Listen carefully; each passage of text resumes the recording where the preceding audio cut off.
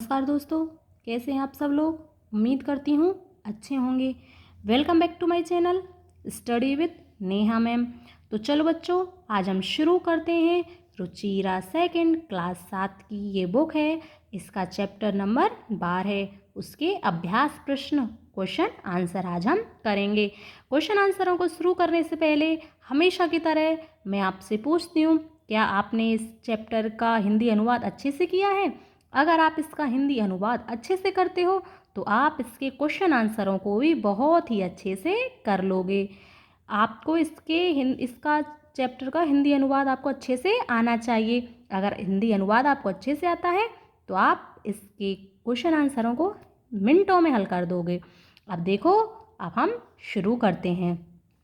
उपयुक्त कथनानां समक्षम आम, अनुपयुक्त कथनानां समक्षम नः इति लिखत। सही के सामने आम यानी कि हाँ और गलत के सामने नः, इस प्रकार से लिखना है। विद्या राजसु पूज्यन्ते, विद्या राजाओं में पूजी जाती है। आम हाँ।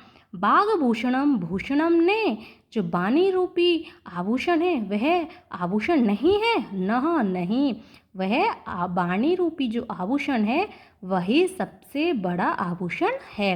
विद्याधनम सर्वधनेषु प्रधानम, जो विद्या रूपी धन है वह सभी धनों में प्रधान है। आम हाँ। विदेश गमने विद्या बंधुजन ने भवति, विदेश जाते समय जो विद्या है बंधुजनों के समान नहीं है। नहीं, वह विदेश जाते समय बंधुजनों के समान होती है। सर्व विहाय विद्या अधिकारम कुरु, सभी लोग सारे विषयों को छोड़ करके, विहाय यानी कि छोड़ करके, विद्या अधिकारम कुरु विद्या पर ही अधिकार करें। आम हाँ। अधोलिखितानां पदानां लिंगम विभक्ति वचनम लिखत, पद दिए गए हैं, इनके हमको लिंग बताने हैं, विभक्ति बतानी है और वचन बताने हैं। नरस्य, इसमें पुल्लिंग है, पुल्लिंग का षष्ठी विभक्ति का एक वचन। गुरुनाम, गुरुनाम पुल्लिंग में षष्ठी विभक्ति का बहुवचन। केयूरा, पुल्लिंग में प्रथमा विभक्ति का बहुवचन। कीर्तिम, स्त्रीलिंग, द्वितीय विभक्ति का एक वचन। भूषणानि, नपुंसकलिंग, प्रथमा विभक्ति का बहुवचन। अब देखो 3 नंबर, श्लोकांशः योज्यत, हमको इन श्लोकों को मिलाना है। विद्या राजसु पूज्यते नेहि धनम, इसका आगे का है विद्या विहीन पशु।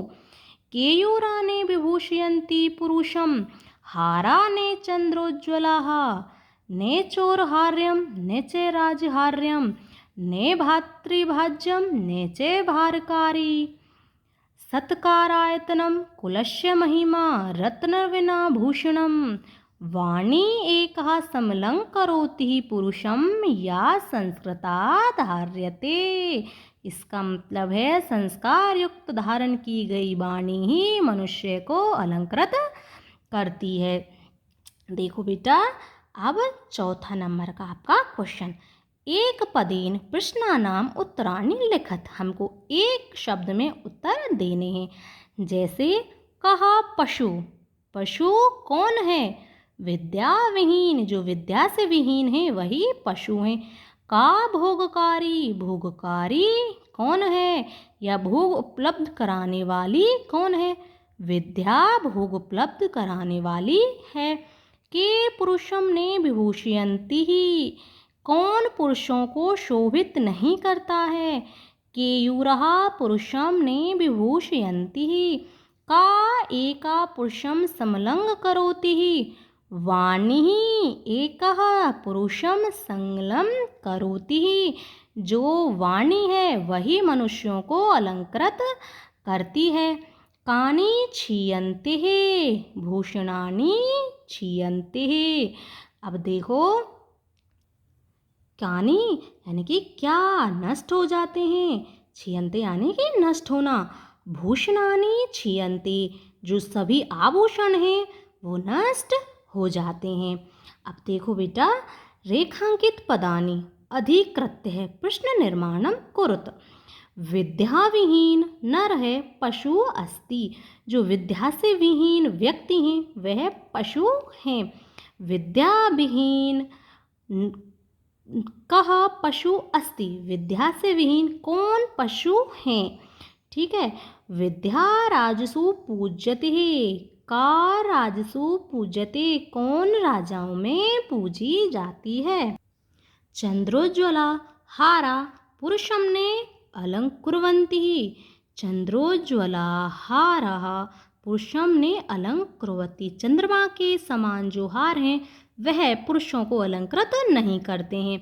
अब हारा की जगह आ जाएगा के। क्या मनुष्य को अलंकृत नहीं करते हैं? यानी कि हारा के आ जाएगा हारा की जगह। पिता हिते नियुक्त है। यहाँ पे आ जाएगा कह हिते नियुक्त है। हमारे हित के लिए कौन कहते हैं? पिता। विद्याधनम सर्वधनम धनम अस्ति। जो विद्या रूपी धन है वही सर्वधन सभी धनों में प्रधान है। कीदृशः जो विद्याधन है कैसा धन है? कीदृशः कैसा धन है? विद्या दिक्षु कीर्ति तनोति। विद्या कुत्र कीर्ति तनोति। आपको बेटा इसके बाद क्वेश्चन आंसर करते टाइम इसका क्वेश्चन मार्क ज़रूर लगाना है। अगर आप क्वेश्चन मार्क नहीं लगाते हो तो आपका नंबर आधा कट जाएगा। जैसे आपने पूरा ये लिख दिया है विद्याधनम कीदृश धनम अस्ति। अगर आपने बाद में क्वेश्चन मार्क नहीं लगाया तो आपका जैसे ये 1 नंबर का आपका वाक्य था तो आपको बस इसमें से आधा ही मिलेगा, आधा आपका कट जाएगा। तो इसलिए क्वेश्चन मार्क प्रश्न निर्माण करते समय क्वेश्चन मार्क लगाना ना भूलें। अब देखो बेटो, पूर्ण वाक्येन प्रश्नानाम उत्तराणि लिखत। पूर्ण वाक्य में उत्तर लिखने हैं।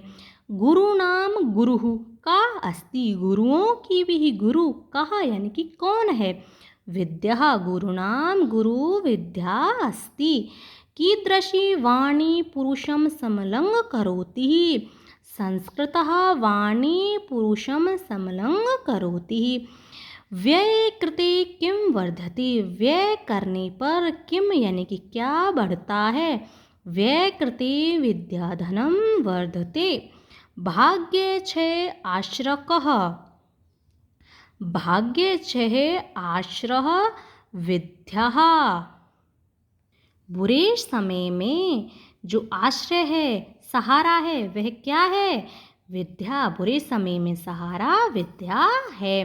अब देखो क्वेश्चन नंबर 7। मंजूषात पुल्लिंग स्त्रीलिंग नपुंसकलिंग पदानि चित्वा लिखत। हमको मंजूषा में से पुल्लिंग स्त्रीलिंग और नपुंसकलिंग शब्द लिखने हैं। पुल्लिंग वे शब्द होते हैं बेटा जैसे जिन शब्दों से हमको पुरुष जाति का बोध होता है वो होते हैं पुल्लिंग, और जिन शब्दों से हमको महिला जाति का बोध होता है वो होते हैं स्त्रीलिंग। और नपुंसकलिंग वो शब्द होते हैं जिनसे ना तो हमको पुरुष जाति का ना ही स्त्री जाति का बोध होता है। या हम कहें कि जैसे किसी शब्द को कोई शब्द होता है उसको देख करके हम यह नहीं बता सकते ये पुल्लिंग का है या स्त्रीलिंग का है, तो वो आ जाता है हमारा नपुंसकलिंग में। नपुंसकलिंग संस्कृत में ही होता है, हिंदी में बस पुल्लिंग और स्त्रीलिंग होते हैं। अब देखो पुल्लिंग शब्द हैं आपके हारः मूर्धजः पशुः गुरुः। स्त्रीलिंग है अलंकृता विद्या संस्कृता रति। नपुंसकलिंग में भूषणम धनम कुसुमम सततम। देखो बेटा ये थे आपके चैप्टर नंबर 12 के क्वेश्चन आंसर। मैंने आपको बहुत ही अच्छे से ये कराए हैं। उम्मीद करती हूँ आपको ये पसंद आए होंगे। देखो बेटा संस्कृत पढ़ने का एक तरीका होता है। संस्कृत को आप सुबह जल्दी उठकर ही पढ़ें। संस्कृत सुबह जल्दी उठकर पढ़ने से ही याद होती है, क्योंकि आप पूरे दिन स्कूल जाते हो, परेशान हो जाते हो, फिर ट्यूशन जाते हो, घर पर आकर के पढ़ाई करते हो, फिर अगर लास्ट में आप अगर संस्कृत उठाते हो तो आपको संस्कृत समझ नहीं आती है। इसलिए मैं हमेशा कहती हूँ कि संस्कृत को सुबह जल्दी उठकर ही पढ़ें। ज़्यादा नहीं, बस आपके स्कूल टाइम से आधे घंटे पहले उठ जाएं, 1 घंटे पहले उठ जाएं या 15-20 मिनट पहले उठ जाएं। बस आप रिवीजन कर लेना 15-20 मिनट में। जिस प्रकार ये वीडियो देखकर आप पढ़ते हो ना, उसी प्रकार से जल्दी जल्दी फटाफट रिवीजन कर लेना। आपको संस्कृत बहुत ही अच्छे से याद हो जाएगी। ठीक है, अगर वीडियो अच्छा लगता है तो लाइक करें, शेयर करें और चैनल को सब्सक्राइब करें।